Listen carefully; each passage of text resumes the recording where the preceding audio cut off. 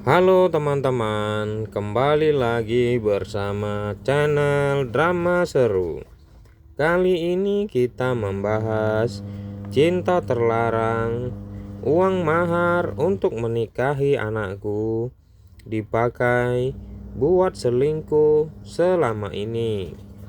Rizka namanya, gadis cantik, anak orang kaya yang memiliki pacar yang bernama Edi, seorang pria miskin yang tak bekerja, dan Meli sebagai orang tua yang tak menyetujui hubungan mereka.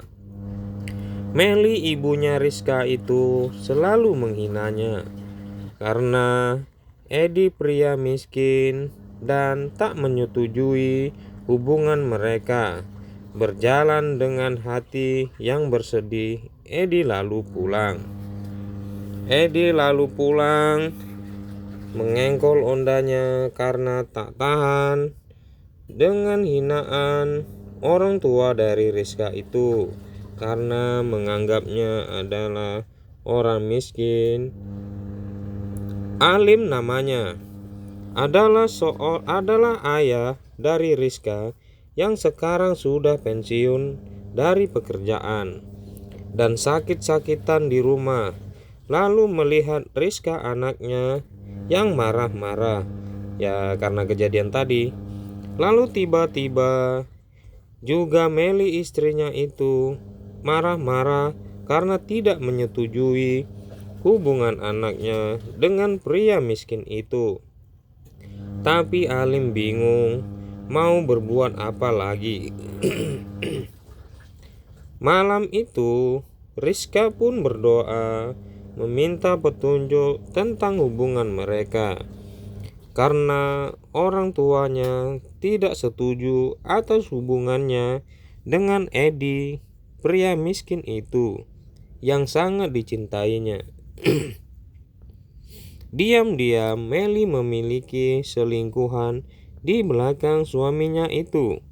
Malam itu juga dia sedang menelpon pria selingkuhannya karena tempurung berbulunya ingin minta digenjot. Lagi asik menelpon selingkuhannya itu, tiba-tiba Alim suaminya datang dan mengejutkannya. Langsung Meli berpura-pura kalau dia sedang menelpon teman-temannya itu. Keesokan hari, tibalah seorang pria yang bertamu. Namanya Edi. Dia adalah pria tampan dan kaya, dan membuat Meli mertuanya itu salah tingkah karena ingin cicipi titik keras pria itu. Tak pakai lama, Meli, ibunya itu, langsung memanggil Rizka anaknya untuk segera menemui Jupri, pria kaya tersebut, karena ibunya juga suka pada pria itu.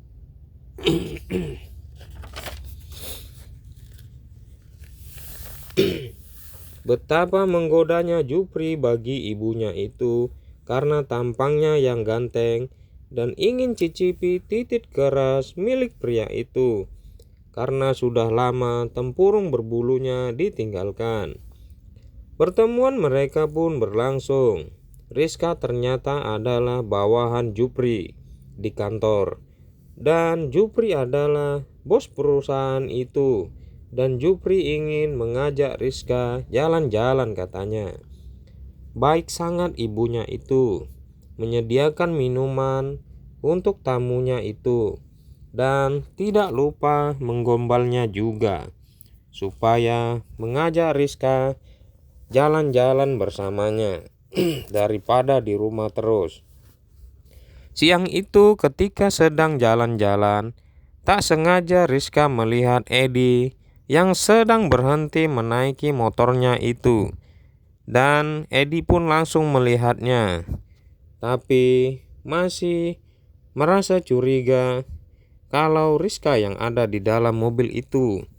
Ketika di mobil, Jupri menanyakan tentang hubungannya dengan Edi, tapi Rizka tak mau membahasnya. karena Rizka diam-diam juga menyukai Jupri, pria kaya itu. Keesokan hari, Edi datang dan bertamu ke rumahnya Rizka. Tapi langsung saja Meli ibunya itu memarahinya dan mengusirnya karena dia hanya pria miskin yang tak punya. Alim pun mencoba menegur istrinya itu karena terlalu meremehkan Edi, pria itu. Tapi malah Alim yang dimarahi karena dia sakit-sakitan dan sudah tak bisa apa-apa lagi. Seminggu kemudian datanglah Jupri, pria kaya itu ke rumah Rizka untuk melamarnya karena hubungannya dengan Rizka terasa sudah mulai cocok dan akan segera menikah. Betapa terkejutnya mereka karena mahar untuk menikahi Rizka putrinya itu sebanyak 400 juta. Mau bagaimana lagi? Jupri sangat mencintainya. Tapi ternyata uangnya untuk ini. Kehidupan mereka pun sangat bahagia. Walaupun maharnya 400 juta, tapi tidak masalah oleh Jupri. Karena titik kerasnya ingin cepat-cepat cicipi tempurung berbulu miliknya itu. Tanpa banyak basa-basi, Jupri yang telah lama menanti untuk cicipi tempurung berbulunya Rizka dengan titik keras miliknya itu, langsung mereka bermain kuda-kudaan. Sebalik itu, Meli mertuanya juga asik bermain kuda-kudaan dengan Dung, pria selingkuhan Meli selama ini. Mereka juga asik bermain kuda-kudaan tanpa ketahuan oleh suaminya di rumah. Benar saja, Meli dan Dung sedang asik bermain kuda-kudaan. Lalu Meli memberikan uang lebih untuk Dung karena telah genjot tempurung berbulunya itu. Tak terasa sudah larut malam. Alim menunggu istrinya itu yang tak kunjung pulang karena istrinya sedang asik bermain kuda-kudaan, menikmati malam ini.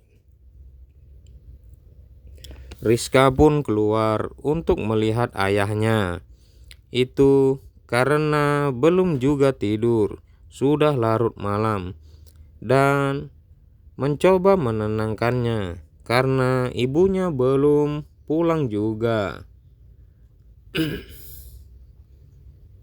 Selang beberapa jam, tiba-tiba Meli pulang dengan wajah yang lelah dan langsung disambut oleh anak dan suaminya itu supaya lekas tidur dan istirahat karena sudah malam ya. Keesokan hari, Alim yang begitu lelah karena menahan sakit terjatuh di tangga. Lalu Rizka anaknya menolongnya dan membawanya ke rumah sakit. Bukannya malah khawatir, suami Meli malah senang karena suaminya masuk ke rumah sakit dan Meli leluasa bisa bermain kuda-kudaan dengan Dung, selingkuhannya itu di rumah, mumpung lagi sepi ya. Benar saja, tak menunggu waktu lama, Dung datang ke rumah Meli karena ditelepon olehnya kalau rumah lagi sepi dan bebas bermain kuda-kudaan sampai pagi katanya. Beberapa jam kemudian, Jupri pulang ke rumah untuk menjemput baju ayahnya itu. Tanpa disengaja, dia melihat baju mertuanya di lantai dan ada baju pria juga.